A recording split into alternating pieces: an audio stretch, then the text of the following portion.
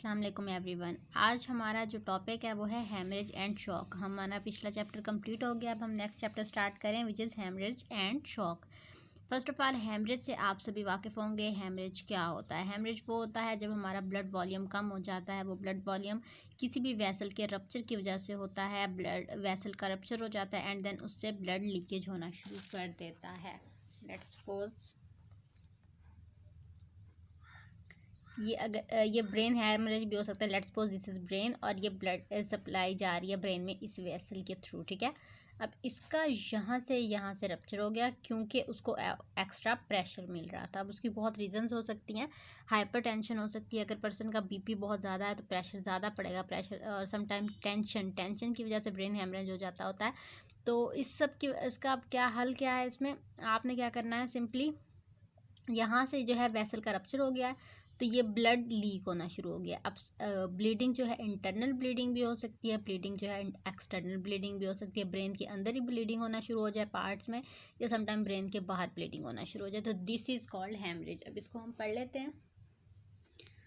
Haemorrhage is defined as the acute loss of circulating blood volume, जो मैंने आपको बताया। आर्टरी से हो सकता है, वेन से हो सकता है, कैपिलरी में से हो सकता है। तीनों का जो है हेमरेज हो सकता है। अगर हम बात करें आर्टीरियल हेमरेज की, it is bright red and during the haemorrhage, क्योंकि इसमें जो है ऑक्सीजनेटेड ब्लड होता है तो जो है हेमरेज के दौरान जो आर्टरी जो है ये एरिया जो है रेड होगा। Emitted as spurting jet which rise and fall in time with the pulse. उसके बाद अगर हम बात करें वीनस हेमरेज की, तो वीनस हेमरेज है ब्लड इज़ डार्क, वो ब्राइट रेड था, ये डार्क है and is flow steadily without spurts, उसमें स्प्रेड्स हो रहे थे, इसमें नहीं होंगे। कैपिलरी की बात करें तो कैपिलरी ब्लड ब्राइट रेड होता है और हेमरेज इज ऑफन रैपेंट।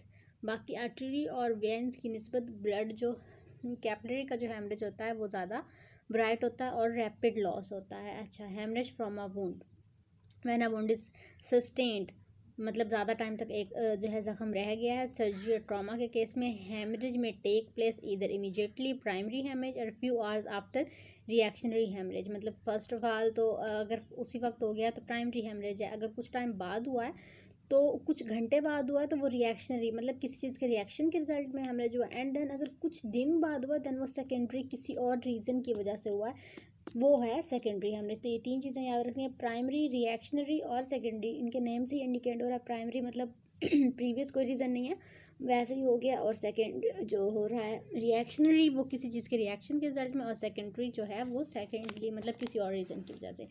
अब वन बाय वन इनको देखते हैं। Primary it occur at the time of the injury और ऑपरेशन, उसी टाइम हो गया। And the reactionary it follows primary haemorrhage and it occur within 24 hours, ठीक है।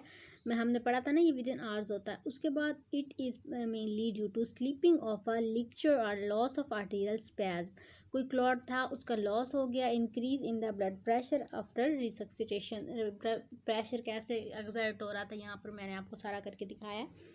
उसके बाद हम बात करते हैं secondary. It occur after 7 to 14 days and मतलब जो सर्जरी वगैरह हुई है उसके 7 से 14 दिनों के बाद हो रहा है। ड्यू टू इन्फेक्शन और sloughing of the vessel due to infection और प्रेशर नेक्रोसिस। अब सेकेंडरी हमेशा किसी और रीज़न की वजह से होता है, तो यहाँ रीज़न आ गया ना, नेक्रोसिस की वजह से हो रहा है। प्री डिस्पोजिंग फैक्टर जो इसमें है pressure of drainage tube and the fragments of the bone, इनकी वजह से ये हो रहा होता है। अब अगर इसकी क्लासिफिकेशन की बात करें तो हमारे पास एक्सटर्नल और इंटरनल हेमरेज आ जाएंगे, जिनके बारे में मैंने आपको ऑलरेडी बताया है। एक्सटर्नल वो जो हमें आउटसाइड द बॉडी नज़र आ रहा है, इंटरनल वो जो अंदर इंटरनल ब्लीडिंग हो रही है। Haemorrhage can also be classified on the basis of the organ involvement. First of all इसको जो है इस बेस पे किया कि ब्लीडिंग के बेस पे इंटरनल है या एक्सटर्नल, देन हम इसको जो है ऑर्गन बेस पे भी कर सकते हैं। एक्स्ट्रा ड्यूरल हेमरेज, सब ड्यूरल, सबरेक्नॉइड, इंट्रा सेरिब्रल, तो इस बेस पे ये क्लासीफाई होंगे। अगर हम उसके बाद क्लिनिकल फीचर्स की बात करें इसमें, तो क्लास 1 पे जो है 15% हेमरेज हुआ होता है, explain by the condition of the individual who is donated a unit of blood. तो क्लास 1 में 15% का हेमरेज है। क्लास 2 में बात करें तो हेमरेज की ड्यूरेशन मतलब ब्लड लॉस वगैरह ज़्यादा है तो वो 15 to 30% होगा। क्लास 3 की अगर हम बात करेंगे तो इट इज़ कॉम्प्लिकेटेड हेमरेज है, 30 to 40% है। क्लास 4 बहुत ज़्यादा सीवियर किस्म का है जिसमें अप टू 40% हेमरेज है। Consider event less aggressive mayor are taken, the patient will die within minutes, ठीक है। ब्लड लॉस इतना हो चुका है जिसकी रिकवरी नहीं हो सकती। ब्लड लॉस की भी टाइप्स होती है ना, अगर वो इस हद तक हुआ है जिसको रिकवर किया जा सकता है देन हो जाएगा, अदरवाइज उसकी जो है रिकवर नहीं हो सकेगा, तो फिर उसकी पर्सन की विद इन मिनट्स डेथ हो जाएगी। इससे रेलिवेंट कोई भी कन्फ्यूजन हो ज़रूर पूछिएगा। अल्लाह हाफिज़।